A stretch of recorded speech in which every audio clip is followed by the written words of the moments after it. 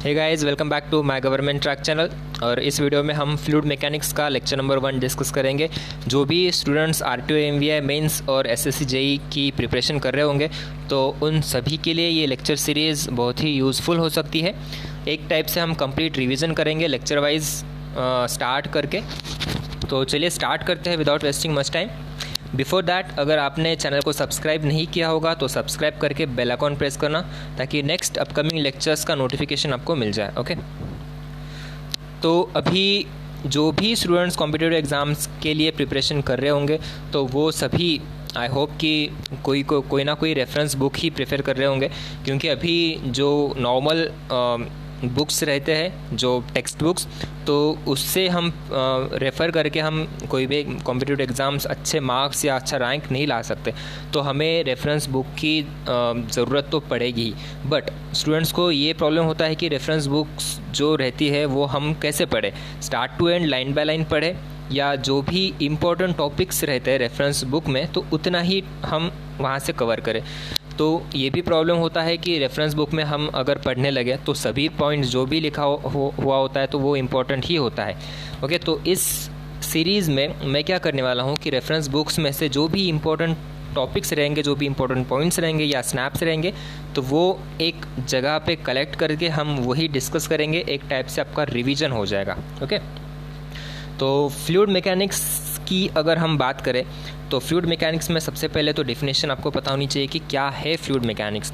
So basically it is defined as that branch of engineering science which deals with the behaviour of fluid under the conditions of rest और motion. दो conditions fluid की, अगर fluid rest में रहेगा या fluid motion में रहेगा, तो दोनों कंडीशन में जो भी फ्लूइड्स की प्रॉपर्टीज़ हम डिस्कस करेंगे तो उसे हम बोलेंगे फ्लूइड मैकेनिक्स। ओके, तो फ्लूइड मैकेनिक्स में बी डिवाइडेड इनटू 3 पार्ट्स। कौन से है 3 पार्ट्स? स्टैटिक्स, काइनेमेटिक्स और डायनामिक्स। ओके, तो बेसिकली इतना आपको ऊपर से आइडिया होना चाहिए कि कितने पार्ट्स में फ्लूइड मैकेनिक्स का डिवाइड हो चुका है। ओके, तो 3 पार्ट्स, स्टैटिक्स, काइनेमेटिक्स और डायनामिक्स। तो स्टैटिक्स का मीनिंग क्या है? ऑब्वियसली जो भी फ्लूइड्स रेस्ट में रहेंगे अगर उससे हम स्टडी करेंगे तो उसे हम क्या बोलेंगे? Statics. The study of incompressible fluids under the static condition means at rest condition. It is known as hydrostatics, and that dealing with the compressible static gases is known as aerostatics. Okay, aerostatics. अगर fluids statics में है हम उससे study करेंगे incompressible fluids, तो हम क्या बोलेंगे? हाइड्रोस्टैटिक। ओके, और कॉम्प्रेसिबल स्टैटिक गैसेस है अगर उससे हम स्टडी करेंगे तो हम क्या बोलेंगे? एरोस्टैटिक्स। 2 पॉइंट्स क्लियर हो चुके हैं। नेक्स्ट, अभी काइनेमेटिक्स का मीनिंग क्या होता है ये देखते हैं। तो kinematics it deals with velocities, acceleration and the patterns of flow only. Forces और जो एनर्जी होती है causing the velocity and acceleration, जिससे वेलोसिटी मिलती है फ्लूइड को, मतलब अगर कोई फोर्स अप्लाई कर रहा है तो उससे फ्लूइड को वेलोसिटी मिल रही है, एक्सेलरेशन मिल रहा है। तो वो फोर्स और एक्सेलरेशन हम यहाँ पे डिस्कस नहीं करेंगे। ओके, सो फोर्सेस और energy causing velocity and acceleration are not dealt with under this heading. Okay, तो फोर्स रहेगा, जो भी एनर्जी रहेंगी वो हम काइनेमेटिक्स में डिस्कस नहीं करेंगे, वो पार्ट हम किस में डिस्कस करेंगे? डायनामिक्स में। सो डायनामिक्स पे बेसिकली क्या होता है कि deals with the relation between the velocities and accelerations and with the forces और एनर्जी कॉजिंग देम। जो भी फोर्सेस और एनर्जी की वजह से फ्लूइड को वेलोसिटी मिल रही है या हम बोल सकते हैं एक्सेलरेशन मिल रहा है, तो वो फोर्सेस और एनर्जी हम डिस्कस करेंगे फ्लूइड डायनामिक्स में। तो 3 टाइप्स आपको समझ में आए होंगे, स्टैटिक्स, काइनेमेटिक्स और डायनामिक्स। ओके, तो इसके बाद क्या होता है कि फ्लूइड के भी मतलब मैटर को हम डिवाइड करते हैं 3 पार्ट्स में। सॉलिड, बेसिकली तो 2 पार्ट में हम बोल सकते हैं कि सॉलिड और फ्लूइड। और फ्लूइड को अगेन हम डिवाइड कर सकते हैं लिक्विड स्टेट और गैसियस स्टेट। तो ऑब्वियसली ओवरऑल हम बात करें तो matter classified into 3 state, solid, liquid और गैसेस। तो सॉलिड, लिक्विड, गैसेस को ज़्यादा डिटेल में जाने की ज़रूरत नहीं है।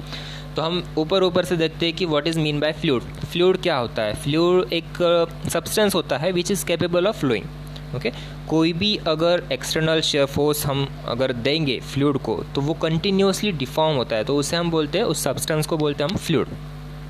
तो फ्लूइड के कुछ बेसिक कैरेक्टरिस्टिक्स आपको पता होंगे कि उसको वॉल्यूम नहीं रहता है, डेफिनेट शेप नहीं रहता है। अगर किसी भी एक वेसल में आप अगर डालोगे तो it conforms to the shape of that containing vessel, okay. और even a small amount of shear force, अगर आप थोड़ा सा भी शेयर फोर्स दे दोगे तो इट डिफॉर्म्स कंटिन्यूसली, ओके। तो फ्लूइड बेसिकली इसके भी टाइप्स होते हैं। अभी फ्लूइड के टाइप्स कौन से हम बोल सकते हैं कि लिक्विड, गैस, वेपर, ओके, ये तो मेन टाइप्स हुए। और आपने ये भी पढ़ा होगा कि आइडियल फ्लूइड, रियल फ्लूइड, तो ये भी तो टाइप्स हुए ना फ्लूइड्स के। तो लिक्विड, गैस, वेपर को हम तो डिस्टिंग्विश कर सकते हैं, ओके। तो अभी बात करते हैं हम आइडियल फ्लूइड्स और रियल फ्लूइड्स के बारे में कि आइडियल फ्लूइड्स क्या होते हैं, रियल फ्लूइड्स क्या होता है, और एग्ज़ाम में किस टाइप से उनके ऊपर क्वेश्चंस आ सकते हैं, ओके। सी, अभी आइडियल फ्लूइड हम देखेंगे तो ideal fluid is one which has no viscosity and no surface tension and it is incompressible. तो एग्ज़ाम में क्वेश्चन कैसा आ सकता है कि आइडियल फ्लूइड के प्रॉपर्टीज़ बताओ नीचे।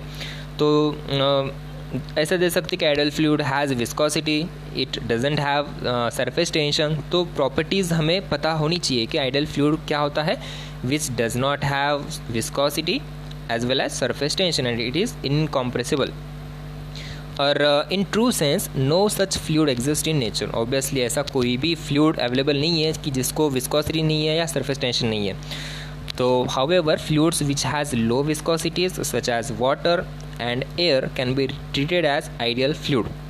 अभी हम जो भी एक्सपेरिमेंट करेंगे तो उससे एक एज्यूम करने के लिए हम यहाँ पे बोल सकते हैं कि water can be assumed as a ideal fluid और air can be treated as a ideal fluid.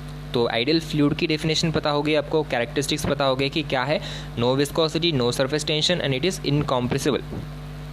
तो वैसे ही रियल फ्लूइड, आइडियल फ्लूइड्स तो एक्चुअल में होता नहीं है, बट हम मानते हैं वाटर और एयर को आइडियल फ्लूइड।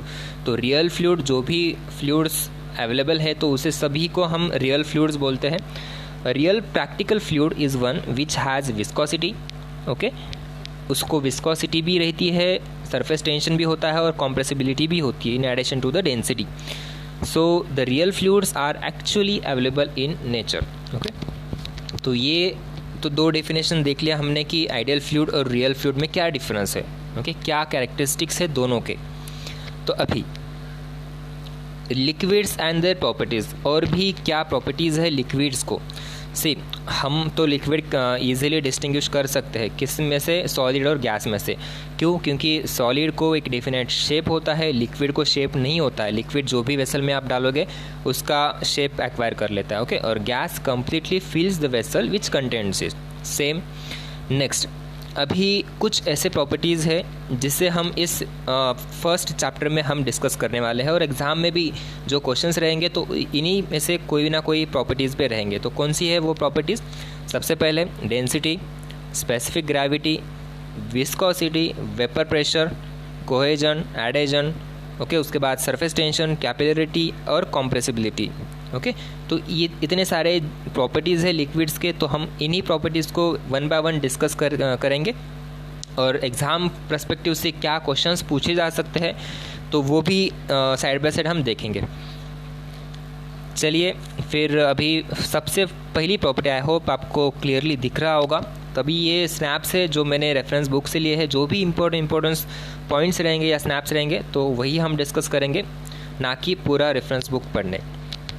तो सबसे पहली प्रॉपर्टी है मास डेंसिटी, ओके। तो मास डेंसिटी बेसिकली क्या होती है कि इट इज़ मास, एक तो पहले हम उसको मास डेंसिटी बोलते हैं या सिंपली डेंसिटी बोलते हैं, ओके, या स्पेसिफिक मास बोलते हैं, specific mass of a liquid.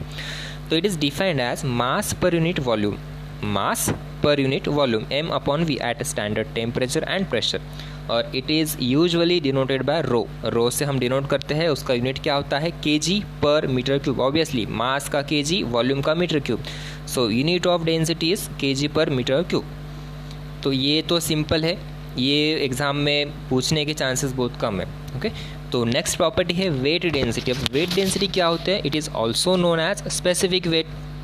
Wait density को हम स्पेसिफिक वेट भी बोलते हैं, और it is defined as the weight per unit volume at the standard temperature and pressure. Same mass density means क्या हुआ था? मास per unit volume. Wait density क्या हुआ था? Wait per unit volume. और वेट को आपको पता ही है हम कैसे लिख सकते हैं, m × g, ओके।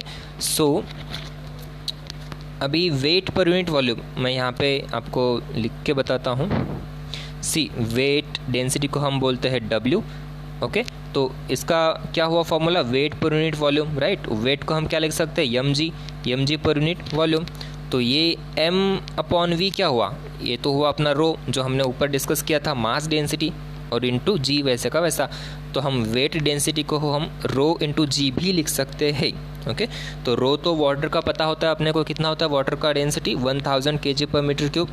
ओके, और जी की एक्सेलरेशन ड्यू टू ग्रेविटी, ये भी 9.8 मीटर पर सेकंड स्क्वायर, ये भी वैल्यू पता होती है। तो हम वाटर का वेट डेंसिटी निकाल सकते हैं, मर्क्यूरी का वेट डेंसिटी निकाल सकते हैं। मर्क्यूरी का ये डेंसिटी कितना होता है 13,600 kg/m³। 9.8 से मल्टीप्लाई कर दो तो ये वैल्यूज़ हम निकाल सकते हैं। ओके, तो सी SI यूनिट में इसका यूनिट, SI यूनिट्स में वेट डेंसिटी का यूनिट क्या होता है, weight density weight per unit volume, right. So Nm/m³, weight m into G क्या होता है Nm/m³ या किलो Nm/m³ भी बोल सकते हैं हम। और m केस में क्या होता है उसका यूनिट kgf/m³। ओके, तो एक तो सेकंड प्रॉपर्टी हमने देख ली, वेट डेंसिटी क्या होती है। उसके बाद थर्ड प्रॉपर्टी क्या है, स्पेसिफिक वॉल्यूम। अब स्पेसिफिक वॉल्यूम मीन्स क्या होता है, स्पेसिफिक वॉल्यूम क्या होता है कि रेसिप्रोकल ऑफ डेंसिटी। डेंसिटी मतलब क्या, मास पर यूनिट वॉल्यूम, और specific volume means what, volume per unit मास। कोई भी स्पेसिफिक बोलते हैं हम तो मास से डिवाइड करते हैं, राइट। तो specific volume means what, volume per unit mass, उसे हम बोल सकते हैं 1/ρ, that is reciprocal of mass density. तो ये तो बेसिक प्रॉपर्टीज़ हुए। ये अगर कोई न्यूमेरिकल आपको पूछा जाता है एग्ज़ाम में तो ये वैल्यूज़ आपको अगर दी होगी तो हम इसको मैनिपुलेट करके हम हमारा आंसर निकाल सकते हैं।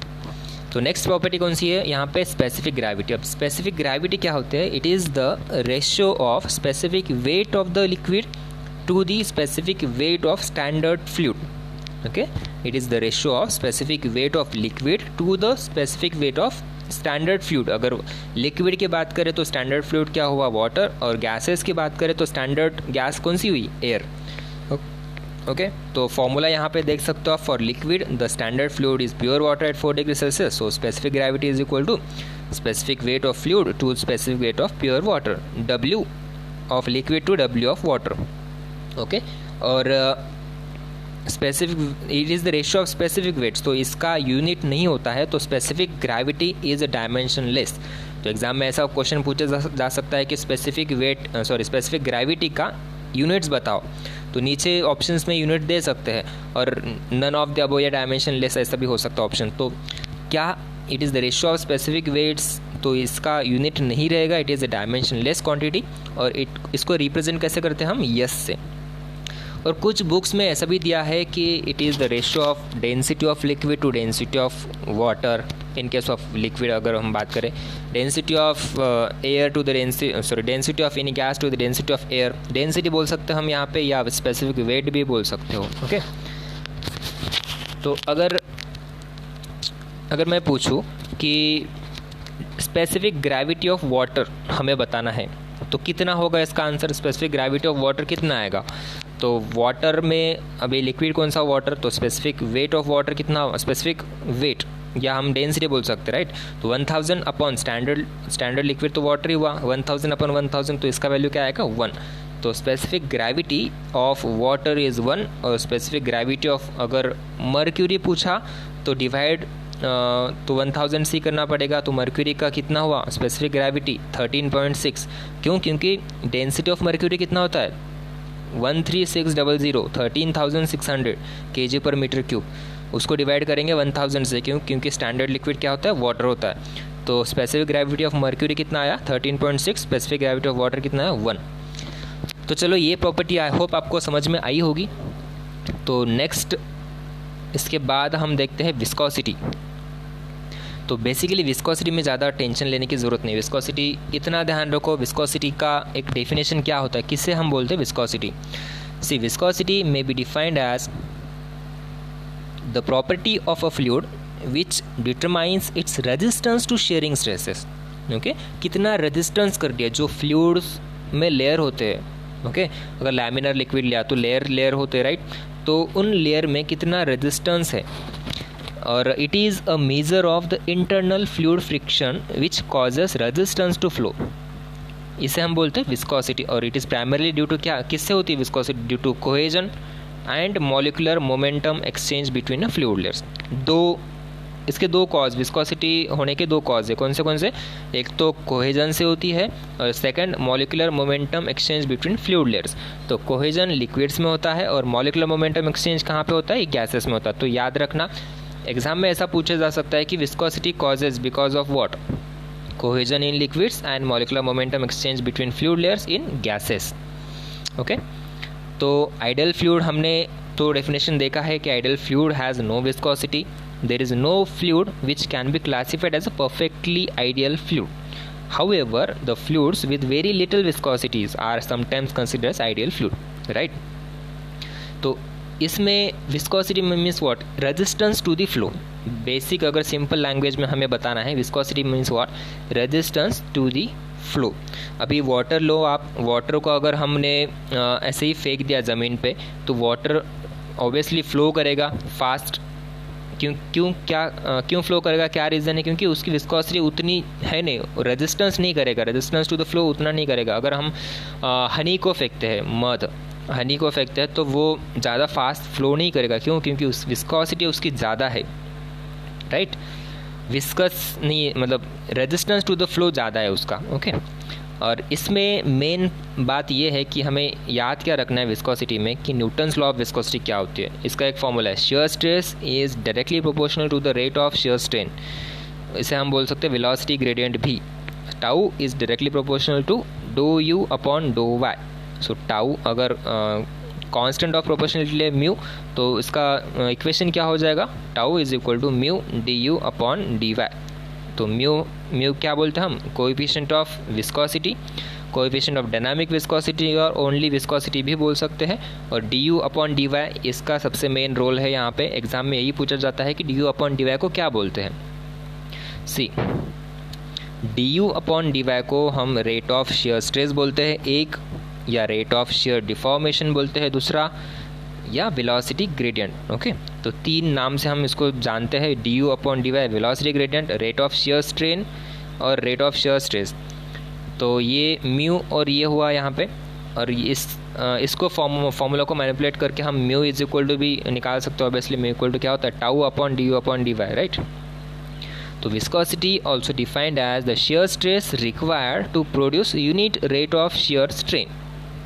ओके, कितना शियर स्ट्रेस लगेगा to produce unit rate of shear strain, इसे हम बोलते हैं कोएफिशिएंट ऑफ डायनामिक विस्कोसिटी। तो अभी विस्कोसिटी के बारे में बात करते हैं हम कि कोएफिशिएंट ऑफ डायनामिक विस्कोसिटी की यूनिट क्या रहते हैं। अभी हमने तो फॉर्मूला तो देख लिया यहाँ पे, ओके, डेफिनेशन भी देख ली कि it is the shear force required to produce unit rate of shear strain. तो यूनिट इसका कैसे निकालें हम, शियर स्ट्रेस का आपको यूनिट पता है क्या होता है, shear stress means what, force per unit area, Newton पर मीटर स्क्वायर अगर हम यूनिट में बात करें तो। और वेलोसिटी ग्रेडियंट क्या होता है, velocity d you upon D y, d u मतलब metre per second upon metre. तो इसको हम सॉल्व करेंगे तो यूनिट ऑफ विस्कोसिटी क्या आएगा,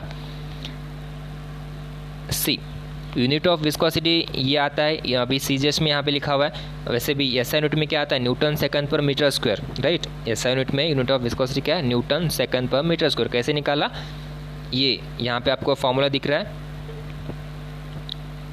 ध्यान रखने की ज़रूरत नहीं, वैसे हम निकाल सकते हैं यहाँ पे। तो टाउ का यूनिट क्या हुआ, न्यूटन पर मीटर स्क्वायर, और डी यू का क्या हुआ, यू क्या होता है, velocity metre per second upon metre. तो इसको मैनिपुलेट करके हम यहाँ पे निकाल सकते हैं कि विस्कोसिटी का यूनिट क्या होता है, newton second per metre square. Okay, MKS में क्या होता है, KG second per metre square. और सीजीएस में अगर बात करें तो विस्कोसिटी का यूनिट हो जाएगा dine second per centimetre square. Okay, और उसे हम बोलते हैं पॉइज भी। तो ये रिलेशन यहाँ पे सबसे इम्पोर्टेंट रहेगा, 1 poise is equal to 10⁻⁻1 newton second per metre square, right. 1 poise is equal to 10⁻⁻1। ये सबसे इम्पोर्टेंट रहेगा, यहाँ पे एग्ज़ाम में कन्वर्जन पूछा जाता है। और ये वैल्यू याद रखना आप कि viscosity of water at 20 degree Celsius कितना होता है, 0.01 पॉइज, इसे हम बोलते हैं सेंटीपोइस, 1 सेंटीपोइस भी। ओके, तो viscosity of water at 20 degree Celsius कितना होता है, 1 सेंटीपोइस, और 1 poise is equal to 10⁻⁻1 newton second per metre square. Right, units याद रखना, ऐसा यूनिट में होता है newton second per metre square, और CJS में हम बोलते हैं पॉइस या dyne second per centimetre square. तो अभी और एक पॉइंट यहाँ पे हम डिस्कस करते हैं, सी काइनेमेटिक विस्कोसिटी। अभी हमने क्या देखा, डायनामिक विस्कोसिटी की डेफिनेशन देखी, उसके यूनिट्स देखे, CJS में ऐसा यूनिट में सभी। तो अभी काइनेमेटिक विस्कोसिटी क्या होती है, it is the ratio of dynamic viscosity to the density of fluid. Dynamic viscosity को अगर हम डेंसिटी से डिवाइड करते हैं तो हमें क्या मिलता है, काइनेमेटिक विस्कोसिटी, और इससे डिनोट किससे करते हैं, म्यू से, न्यू। ओके, इससे तो mu upon rho is equal to nu. तो इसके यूनिट्स क्या हो जाएंगे, मीटर स्क्वायर पर सेकंड। अभी हम वैसे भी कैलकुलेशन करके भी निकाल सकते हैं, so not a big deal. ऐसा यूनिट क्या होगा काइनेमेटिक विस्कोसिटी का, मीटर स्क्वायर पर सेकंड। वैसे CJS में क्या होगा, सेंटीमीटर स्क्वायर पर सेकंड, और इसे हम बोलते हैं स्ट्रोक। स्टोक डायनामिक विस्कोसिटी का CJS में क्या था, poise, 1 poise is equal to 10⁻⁻1 newton second per metre square, और यहाँ पे क्या है 1 stoke is equal to 10⁻⁻4 metre square per second. Okay, तो ये कन्वर्जन सबसे इंपॉर्टेंट है, याद रखना, 1 stoke is equal to 10⁻⁻4 metre square per second. तो ये रहे कुछ पॉइंट्स अभी हमने फर्स्ट लेक्चर में डिस्कस करे। तो नेक्स्ट अपकमिंग लेक्चर्स में और भी पॉइंट्स हम डिस्कस करेंगे। ओके, तो स्टे ट्यून। अगर इस लेक्चर में आपको कोई डाउट रहेगा, कुछ भी आपके मन में अगर डाउट रहेगा तो आप कमेंट बॉक्स में पूछ सकते हो। और टेलीग्राम चैनल जो है वो हमारा, अगर आपने ज्वाइन नहीं किया होगा तो उसकी लिंक डिस्क्रिप्शन में दी है, तो आप उस लिंक पे क्लिक करके टेलीग्राम चैनल भी ज्वाइन कर सकते हो, और वहाँ पे भी आप अपने डाउट्स अगर होंगे कुछ तो पूछ सकते हो। ओके, और चैनल को सब्सक्राइब नहीं किया होगा, बेल आइकन प्रेस नहीं की होगी तो वो करना, क्योंकि जो भी नेक्स्ट अपकमिंग लेक्चर्स रहेंगे तो उसका अपडेट आपको मिलता जाएगा, नोटिफिकेशन मिलता जाएगा। ओके, तो thank you so much for watching this video अच्छा लगा तो लाइक करना और शेयर करना, जो भी स्टूडेंट्स प्रिपेयर कर रहे होंगे R2 MVI मेंस या SSC JEE के लिए। Thank you so much for watching this video, thank you.